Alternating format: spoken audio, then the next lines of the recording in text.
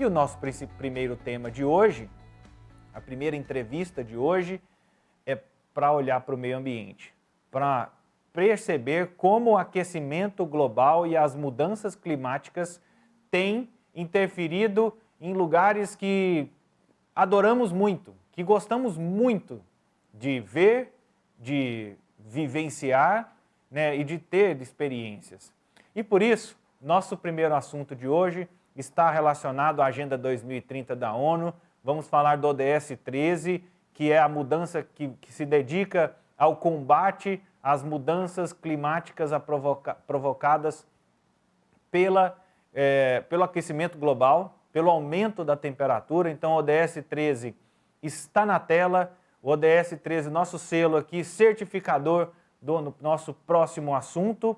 E no embalo, né, desse assunto do aquecimento global, um levantamento identifica que a mudança climática já ameaça o patrimônio mundial natural. E vários espalhados pelo mundo. Só no Brasil são 7, para você ter uma ideia. E para a gente entender um pouco sobre esse levantamento internacional, essa pesquisa internacional, a gente conversa a partir de agora com o coordenador do curso superior de tecnologia em gestão ambiental da Uninter, o Rodrigo Silva, e também a Lívia Bailão, minha companheira aqui de todas as tardes, participando no nosso Sagres em Tom Maior. Então, inicialmente, Rodrigo, seja muito bem-vindo a Sagres. Obrigado, Vinícius. Obrigado, Lívia. Gostaria de desejar uma boa tarde a todos os ouvintes e telespectadores. Vamos falar sobre mudanças climáticas. Lívia, muito bem-vinda. Muito bom tê-la aqui. Oi, Vinícius, a alegria é toda minha. Boa tarde para você que está no estúdio, para toda a equipe do Sistema Sagres, do programa Tom Maior, ao Rodrigo que está conosco aqui para um assunto dos mais palpitantes. E eu queria, Vinícius, mandar um abraço especial para a nossa unidade de aprendizagem situada no Parque da Criança, aqui em Goiânia. Hoje eu passei a manhã lá com o pessoal, todo mundo trabalhando, engajado, um cafezinho maravilhoso. Então, o meu abraço especial ao time da Renax, lá do Jardim Goiás, em Goiânia. Você já está ficando esperta, hein, Lívia? Vai, claro, eu tenho que garantir meu cafezinho aqui, você está pensando? Você sabe que... Rodrigo, normalmente a gente tem uma brincadeira interna aqui que muita gente paga coisas com abraços. Então a Lívia está pagando cafezinho com abraço hoje. Exatamente. Uhum. Mas uma coisa que não dá para pagar com abraço é toda essa discussão envolvendo o aquecimento global. Embora a gente tenha que se unir, né, nesse propósito, nesse processo, professor Rodrigo, quando o senhor tem acesso a esse levantamento internacional, que tipo de alerta novo aparece que antes a gente não sabia? Pois é, Vinícius, é importante você falar essa sua colocação, né? Que tipo de alerta novo? Porque os alertas em relação às mudanças climáticas, eles vêm sendo feitos há muitos anos, né? E, infelizmente, ainda temos pessoas que não acreditam nas mudanças climáticas. Bom, mas especificamente sobre esse relatório que foi emitido, ele alerta justamente sobre alguns patrimônios mundiais que são distribuídos, como o próprio nome já diz, né, por todo o planeta. São patrimônios naturais que têm por função a preservação da biodiversidade local. Quando esse relatório foi emitido, ele falou justamente sobre a potencialidade das mudanças climáticas de acabarem com esses patrimônios mundiais.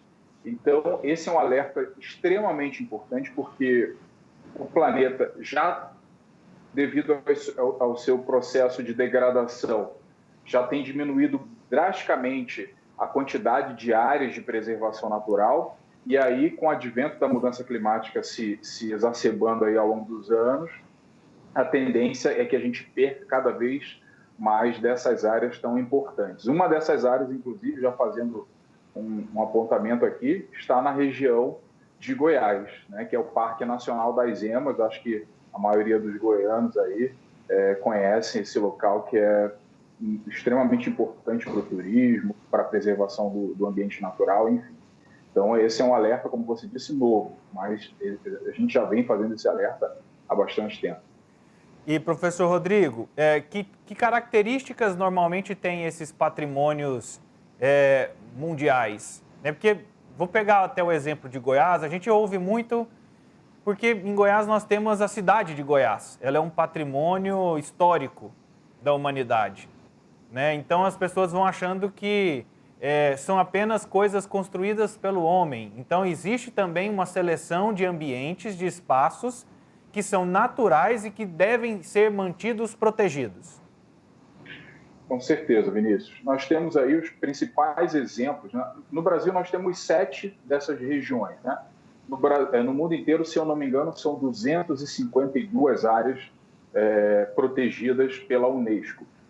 Dentre elas, a Grande Barreira de Corais, na Austrália. Nós temos algumas regiões da África do Sul. E no Brasil, nós temos 7 regiões. Tem um Parque Nacional das Emas, a Chapada Diamantina, né, a Chapada dos Veadeiros. Nós temos a Amazônia, nós temos o Pantanal, toda a costa, né, toda a parte litorânea do Brasil, que a gente chama de Costa do Descobrimento, que é basicamente constituída de Mata Atlântica, também é uma região considerada como patrimônio natural da humanidade. E as Cataratas do Iguaçu, o Parque Nacional do Iguaçu, aqui na região sul do país, na cidade de Foz do Iguaçu. Então, essas regiões elas têm como característica em comum uma alta densidade de biodiversidade. Então, ela tem uma biodiversidade muito vasta, ela tem uma importância econômica muito fundamental, principalmente para aquela população que vive daquele local, seja por meio do turismo, seja por meio da subsistência com os produtos locais, enfim. E, por conta disso, elas são consideradas como regiões-chave, né, desse processo todo de preservação. Então, essas características, como eu disse, elas são as principais para serem consideradas como um patrimônio natural da humanidade, pela Unesco. Lívia.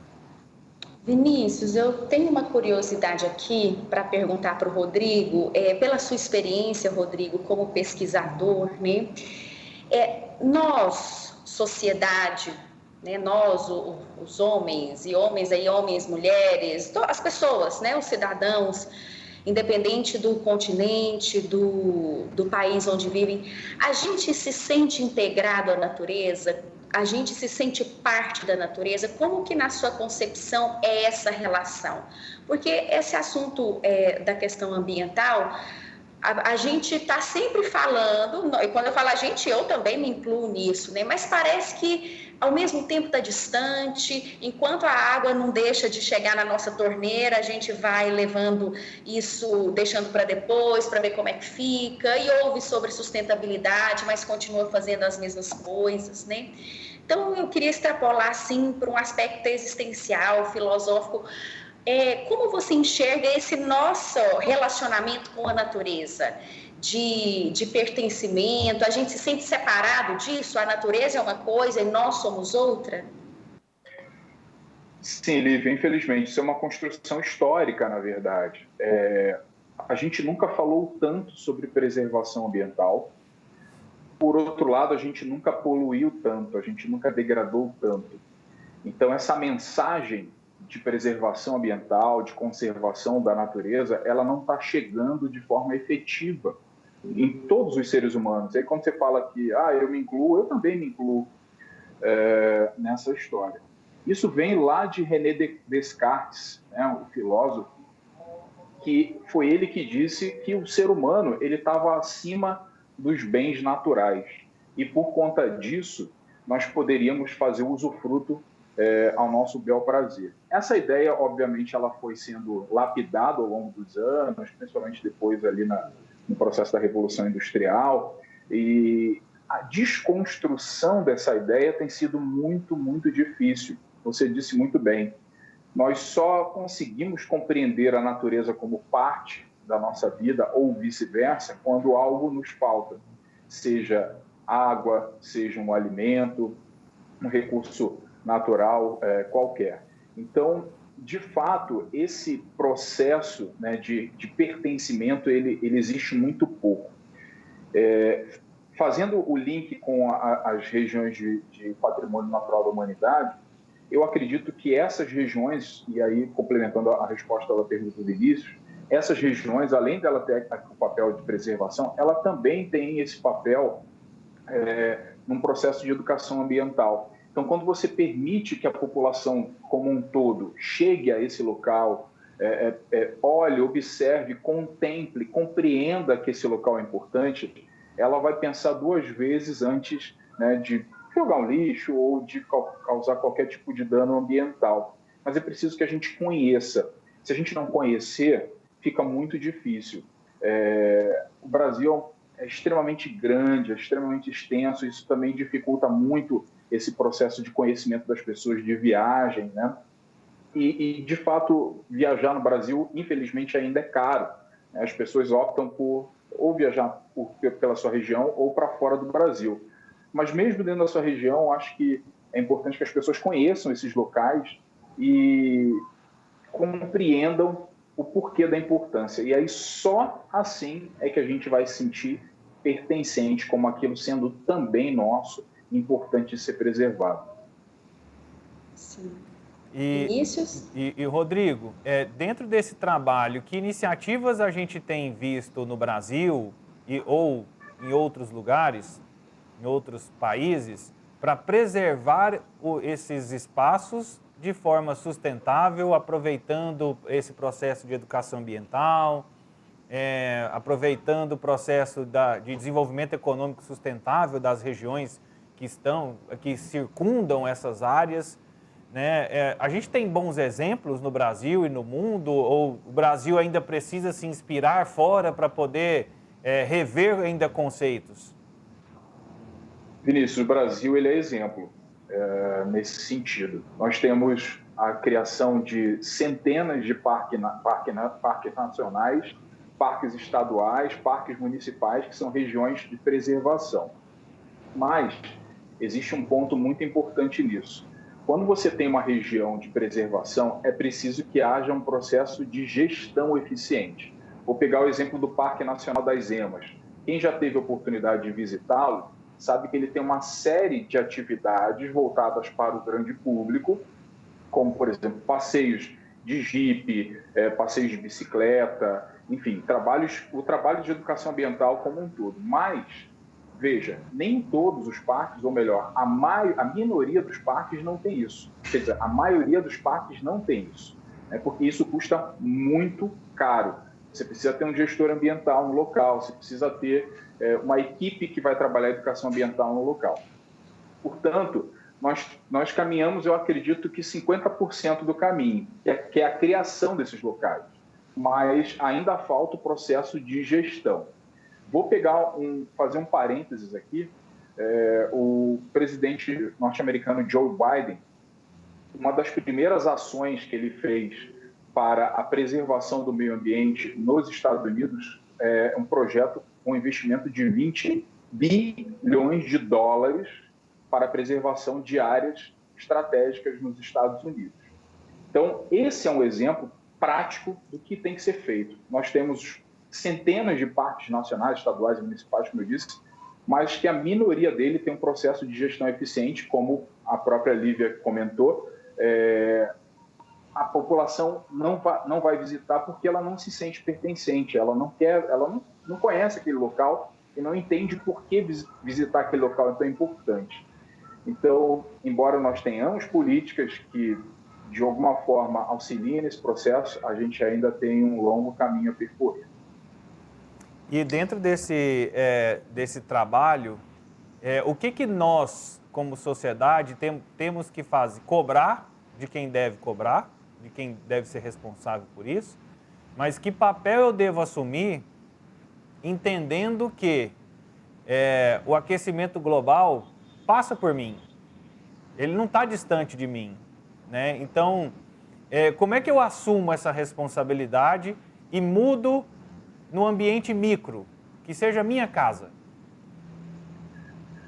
Vinícius, nós temos uma parcela de responsabilidade muito grande, né? A gente costuma, enquanto ser humano, colocar a responsabilidade no próximo.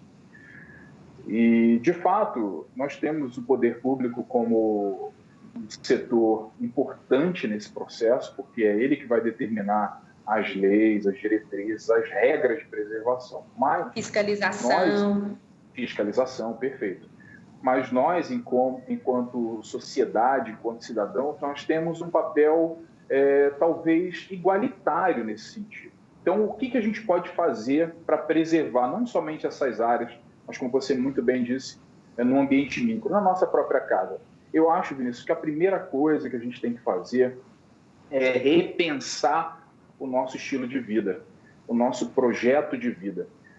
A gente tem que consumir menos, não tem jeito, porque todo consumo vem de um recurso, seja o plástico, seja a borracha, seja o papel, seja o algodão da nossa roupa. Quanto mais a gente consome, mais a gente fomenta uma indústria que retira recurso natural da sociedade, do meio ambiente. Se a gente não parar com esse consumo, a gente está afadado ao fracasso. O nosso planeta, ele nos dá recurso para um ano inteiro, né? Então, vamos pensar no ano de 2021.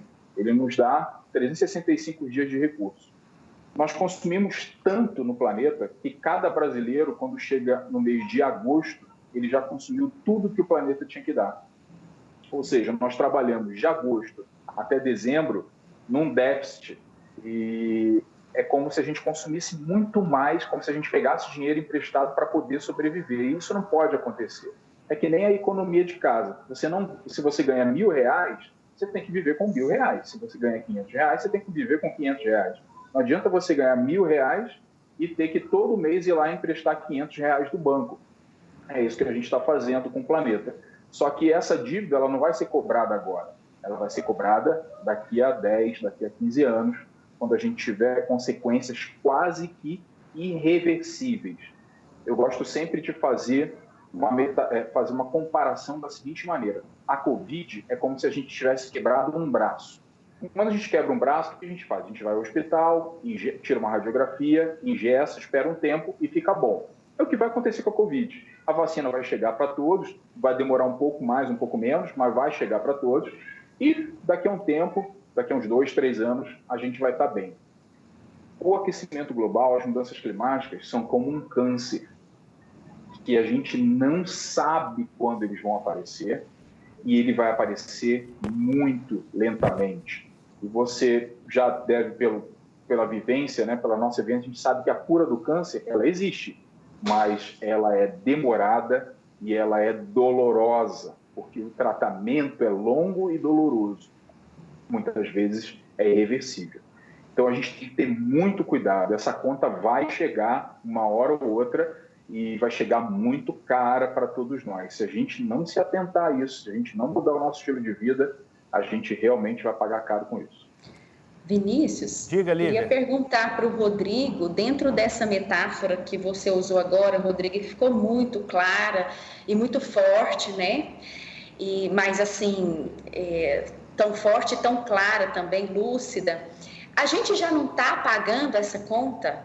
É como se o câncer dentro, para ficar na metáfora, né, do adoecimento do corpo físico, ele já não está criando aí, já não está começando o tumor, o cisto, enfim, o que quer que seja.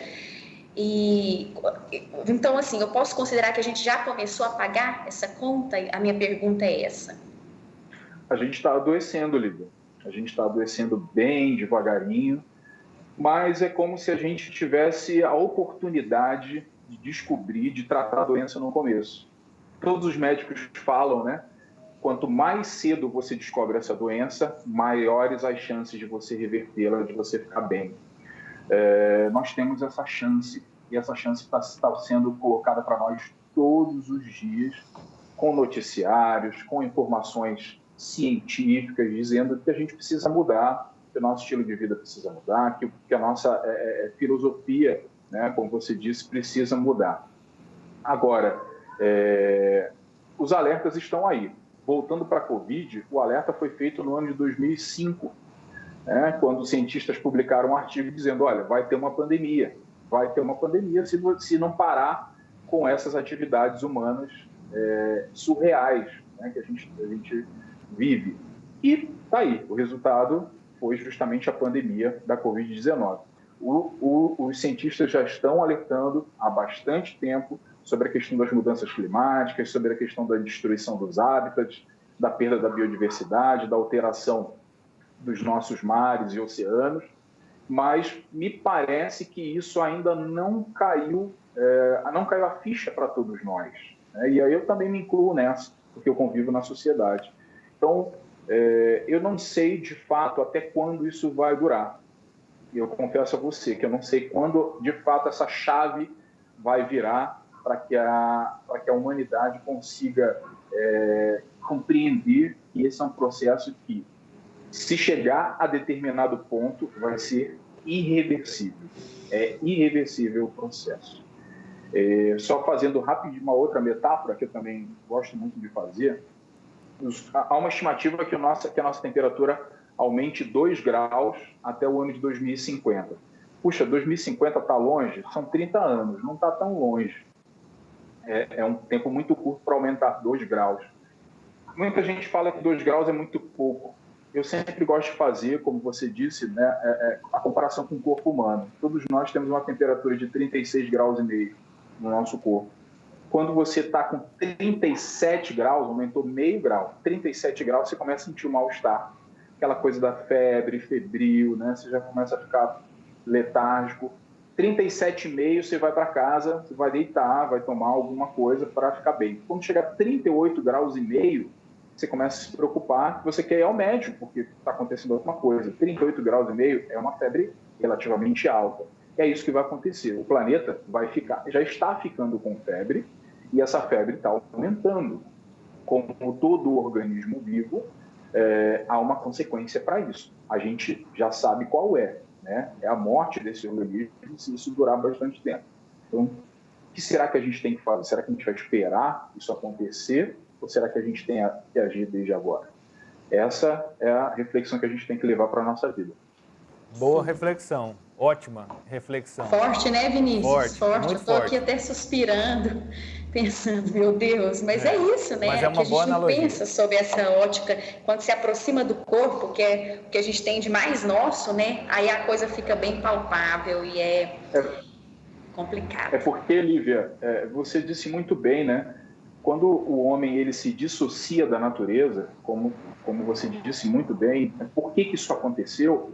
É isso, a gente começa a pensar separado, como se nós fôssemos uma coisa e o planeta fosse outra. Na verdade, somos todos uma coisa só, nós somos um organismo que pulsa, nós pulsamos juntos. Então, o que acontecer para a gente vai acontecer para o planeta e vice-versa.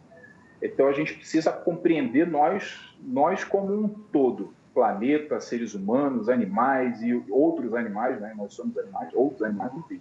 Então, na medida que a gente consegue compreender isso, a gente sabe como atuar.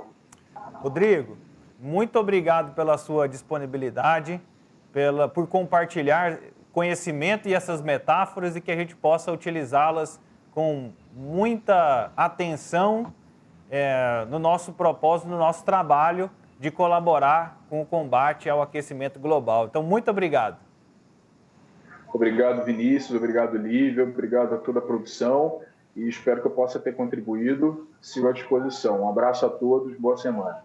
Conversamos com o Rodrigo Silva, ele que é coordenador do curso superior de tecnologia em gestão ambiental do Centro Universitário Internacional da Uninter, ele debatendo um pouco esse levantamento, as informações, mas fazendo bons e importantes alertas no combate ao aquecimento global.